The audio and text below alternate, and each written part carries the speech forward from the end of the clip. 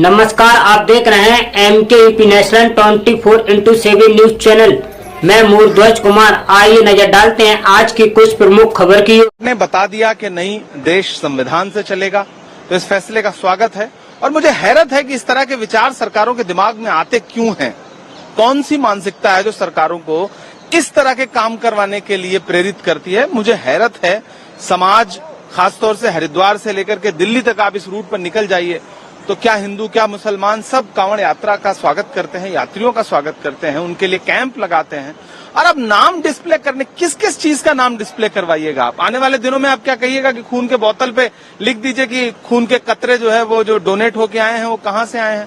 हवाओं पर नाम लिखवा दीजिएगा। इसी हवा में तो सब सांस ले रहे हैं ना।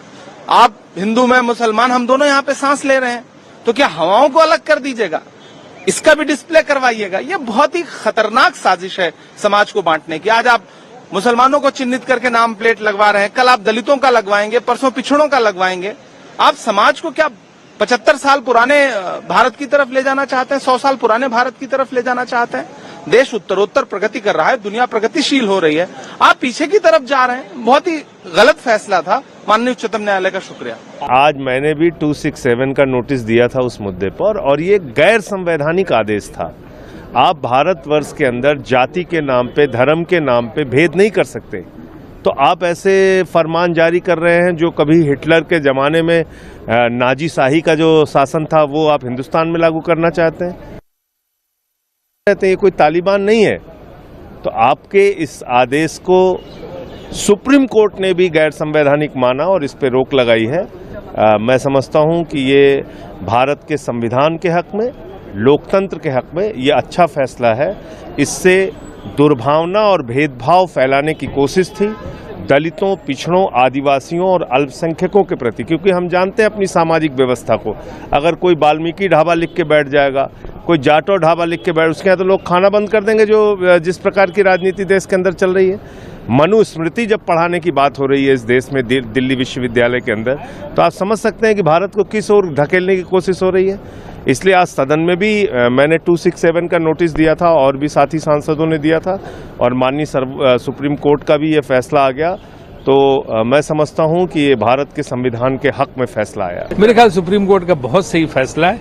इसका बहुत दूरगामी संदेश जाएगा और देश में जो एक समरसता है और जो सामाजिक एकता वो कायम होगी, और एक बेवजह का जो विवाद ये छेड़ा गया राजनीतिक फायदे के लिए, वो समाप्त हो जाएगा। तो मैं सुप्रीम कोर्ट का धन्यवाद करना चाहता हूँ कि उसने बहुत अच्छा जो है निर्णय अभी तक लिया है। सर, ये जो फैसला है फिलहाल स्टे है, आपको लगता है कि सुप्रीम कोर्ट इस फैसले को आगे भी बरकरार रखेगा?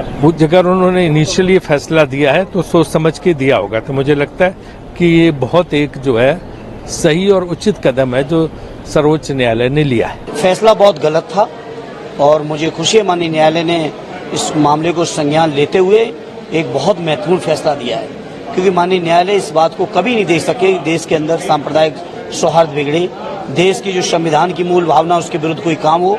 ये बीजेपी के लोग केवल नफरत फैलाने के लिए और अपनी सरकार बचाने के लिए इस तरह के फैसले ले रहे हैं, जिसको माननीय न्यायालय ने स्टे लगा के, रोक लगा के बहुत स्वागत योग्य काम किया। जीत है संविधान की, ये जीत है भारत के महात्मा गांधी की उस आत्मा को जिसे इन्होंने कहा था अस्पृश्यता निवारण, जाति मिटाओ, धर्म के भेदभाव मिटाओ, उसको इन्होंने कायम किया था। और मैंने इस मुद्दे को आज उठाया था राज्यसभा में।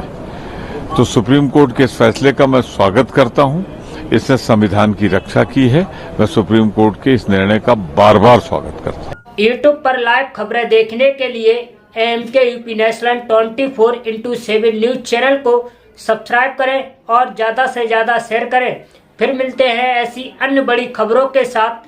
देखते रहिए MKUP national 24x7 news channel.